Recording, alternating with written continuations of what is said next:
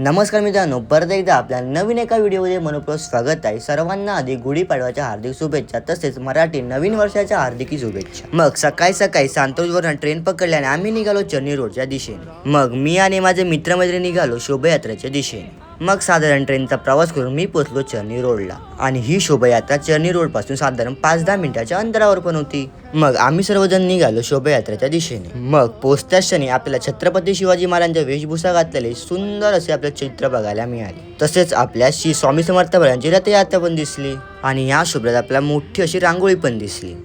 आणि ही शोभायात्रा पाहण्यासाठी प्रचंड प्रमाणात गर्दी पण जमली होती. मग म्हणतात ना, महाराष्ट्र धर्म वाढूया आणि एकोपाने संस्कृती जपूया. मित्रांनो, या शोभायात्रेत लहान मोठे थोर व्यक्ती सर्वजण आले होते आणि सर्वजण आपापल्या कलेचे सादरीकरण करत होते.